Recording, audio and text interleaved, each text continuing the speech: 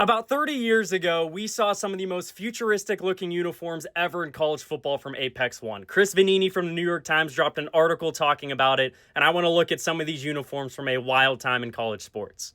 So like I said, before Nike and Adidas, Apex One was the big brand. They tried to take over college football uniforms. They were partnered with Arkansas, who had the logo humongous on the shoulder pads, and you're going to see a trend here. They looked pretty wild on the home uniforms, but I think the away ones looked even worse with the white jersey and the huge Razorback logo on the shoulder pads. Also, numbers in red, outlined in white, outlined once again in red. Interesting.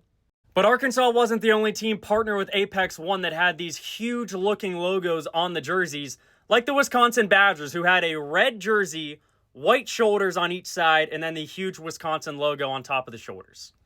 Iowa was interesting during this time. White jerseys, a lot going on the chest. Hawkeyes left aligned with the logo on the right side of the chest, I guess, or left side, whatever way you're looking at it. And then the gold lines up above that.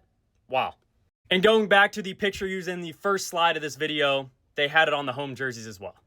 But saving the best for last, the Minnesota Golden Gophers with the M logos connecting on each side of the jersey going all the way around. Apex One, they tried. But I will say this, Apex One wasn't the only uniform manufacturer to ever miss on a uniform. Nike gave us these complete Florida-themed alligator-style uniforms. Adidas wanted to try out alarm clock-style numbers on the Eastern Michigan jerseys with Eastern and Michigan above and below. How could we forget these Nebraska football jerseys with a giant N on the chest and then the number on the top part of the jersey? This is a throwback look.